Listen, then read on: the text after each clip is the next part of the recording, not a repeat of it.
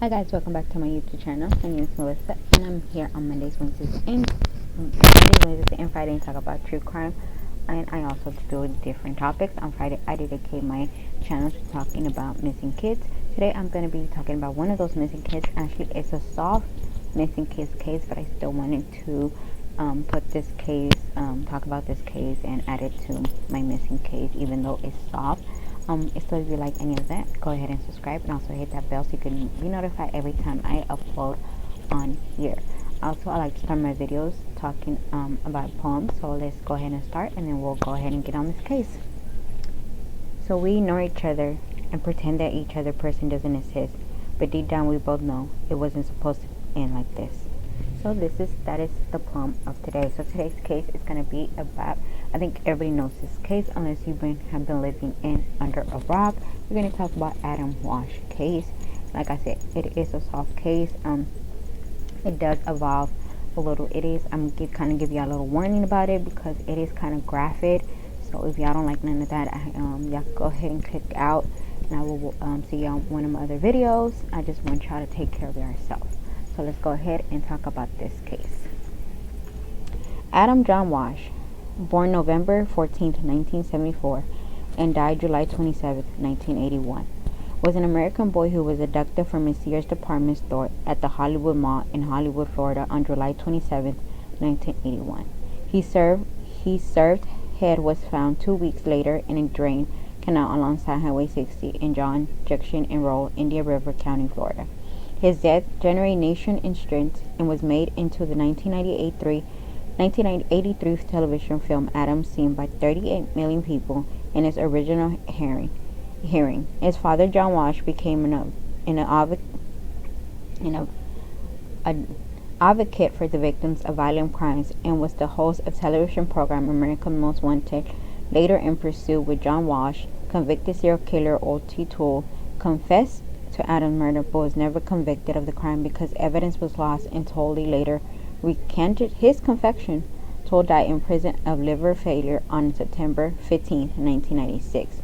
No evidence has come to light since then, and police announced on December 16, 2008 that the Walshe case was closed and that they were satisfied that Toole was the killer.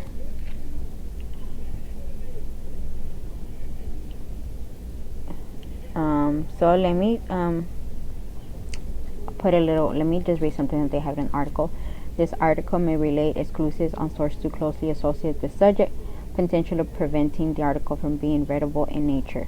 Please help improve by replacing them with more appropriate citation to really. Okay, so I don't know what this actually means, but this is what they're saying. So I don't know if everything's here is true or if there's something different in this case, but I'm just going to read what I found because it's the only one that I have found. If something I have missed something or something is different, please do let me know in the comments below. On the afternoon of July 27, 1981, Adam accompanied his mother Reva on a shopping trip in the Hollywood Mall in Hollywood, Florida.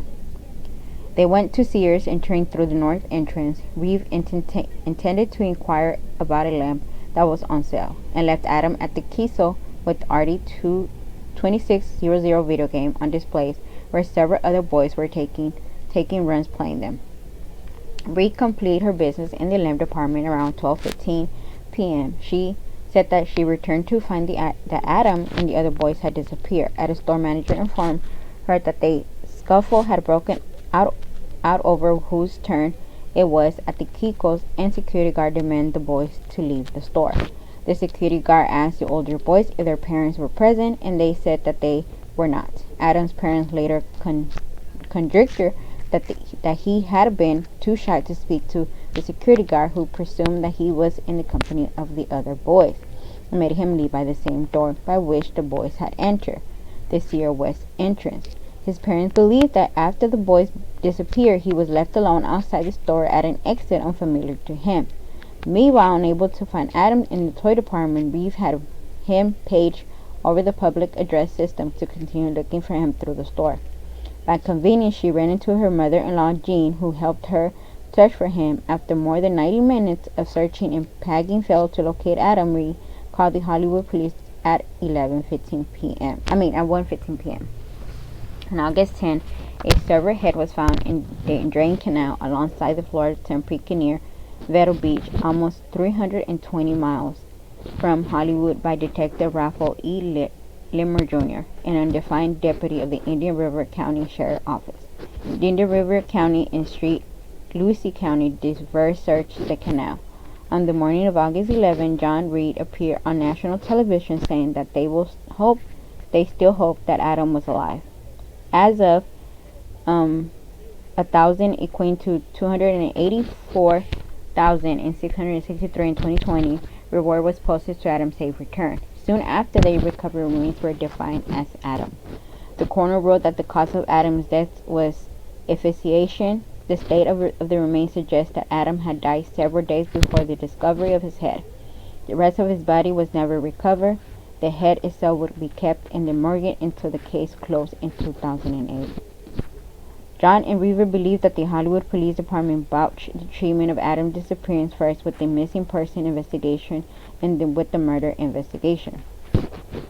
After some investigation, police eventually calculated that Adam was abducted by a thrifter named Otis Toole near the front exterior of the Sears after being introduced to leave by a security guard.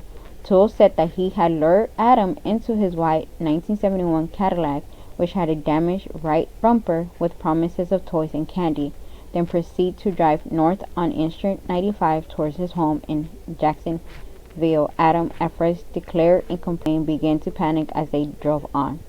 Toole punched him in the face, but as just made his situation worse. He then wall opened him in concussions, while Adam was concussions. Toole drove north to Florida, Topeka, to a desert service road just north of Red Sport Road overpass in Northeast Street, Lucie County. When Toole realized that Adam was still breathing, he strangled him to death with the seatbelt, dragged him out of the car, and decapitated him with the machete. Toole also claimed to have integrated the body in an old refrigerator when he returned to Jacksonville. He claimed that he wanted to make Adam his adopted son, but that was not deemed feasible. The source of the blood found in Toole's car not to be identified. The police eliminated loss of the blood-stained carpet from the car. The machete said to have been used to decapitate Adam. Eventually, the car itself, to confident and convincing serial killer Henry Lee Lucas, repeatedly confessed them to retrade accounts of his involvement. Toole was never charged in Adam's case, although he provided seemingly a core description of how he committed the crime. Several witnesses also placed him in the Hollywood area in the days leading into Adam's disappearance. In September of 1996, he did die in prison of caries at the age of 49, while serving a life sentence for other crimes. Later, his niece told John Walshe that he made a deathbed confession to Adam's murder. His confession was viewed as unreliable, as he and Lucas confessed to implicate himself in more than 200 homicides. Most of Lucas' confessions were later revealed to have been false, having been concurred by the Texas Ranger. In 1997, Hollywood Police Chief Rick Stone conducted an exclusive review of Adam's case after the release of John's book. At the time, Stone was a 22-year-old veteran of Dallas, Texas, and Waukesha, Kansas police departments, and had been appointed Hollywood's chief of police in previous year. Although the crime happened 16 years before the time of his review, he provided an analysis of the evidence, including a review tape and interrogations of Toole by Hollywood detective Mark Smith.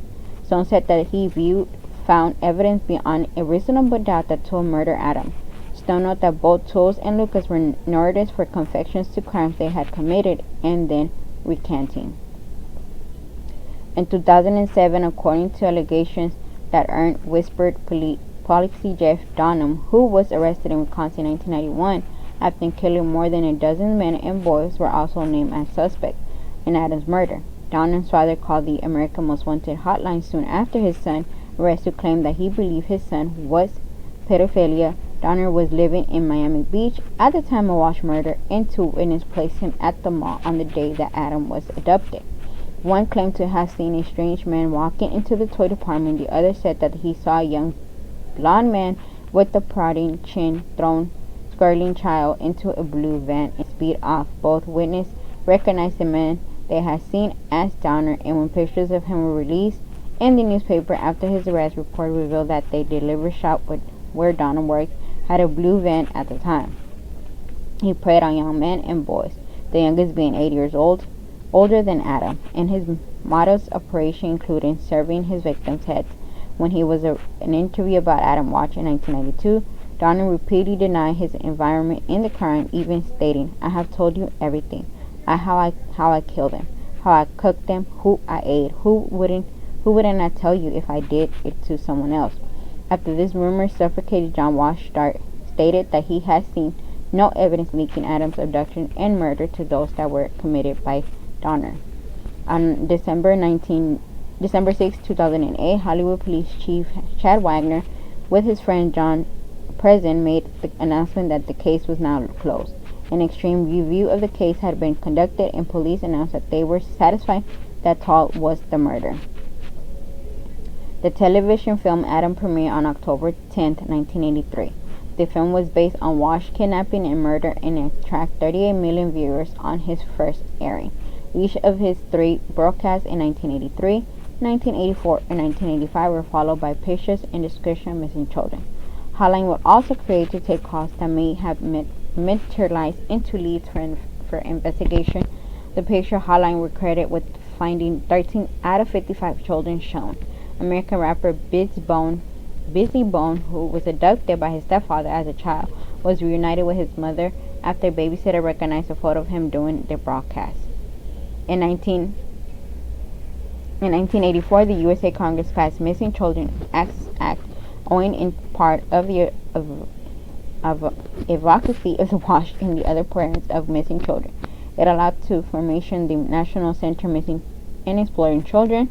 The Code Adam program for helping lost children in department stores is named Adam Memory, and the USA Congress passed the Adam Walshe Children Protection and Safety Act on July 25, 2006, and President George W. Bush signed into law on July 27. The sinking cemetery took place in the south lawn of the White House, attended by John N. Reed. The bill institutes a national database of convicted children molester, increasing penalties for sexual and violence offense against children. It also creates a RICO cause of action for children predators and those who conspire with them. The Adam Walshe Resuscitation Act of 2016, which provides Burglary Alternate to Continue programs passed in 2006, Act was incorporated into H.R.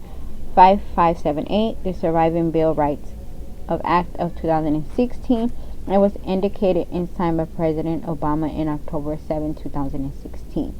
The publicity that surrounded Adam case and the well-watched television movie Adam also created what was described as a mid-80s panic over strangers' addictions, and that may have been out of preparation to the actual members, and that has proceeded for decades. Richard Moran, a criminologist at Mountain Hawk College, said the case created a national pedophile kids important parents. Kids used to be able to go out and recognize a sick ball game, and now all plays in the social lives of children and range and control by the parents. The fear still lingers today. Early estimate by the CMEC would state that as many as 2,000 children a year was abducted by strangers, and public service reports relate that previous danger at a 1885 Pulse Price exposed discussed a number gap between the claimed number and the other statistics, such as the FBI investigate a total of 67 abductions by total strangers in 1984. By 1988, even at the MCMEC lowered an annual estimate of strangers abduction by 80%. Earlier estimate had life of their own.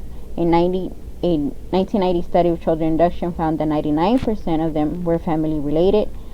And the 15 years between 2000 and 2015, the number of missing children and limited kill decreased, particularly attributed to the emergence of technology such as mobile phones that allow calls for help. So that is the case of Adam Walshe. This case, y'all, when I heard it, it was like, oh, it's just sad. It's just sad, and it's sad that, I mean, yeah, they found their head, but they still haven't found their body, and it's sad. It's sad that somebody has to go through that. They do have another son, and their parents have a show together. So so yeah, guys, that is the case of Adam Walsh. I really don't have a lot to say to this case. This case breaks my heart, and to be honest, I don't know if it's justice. To be honest with you, it's kind of soft, but then it's kind of not, because to me, there's not. Part of me doesn't. I don't know. I don't know if. I mean, is it true that he did it? I mean, I don't know. I think with this one, it has. I would have to see like proof, and I don't know. I'm not saying that he didn't do it, because it sounds like he did, but at the same time, like how is that justice? That's just, it's crazy to me. But guys, I will see you next week with the new video. Thanks.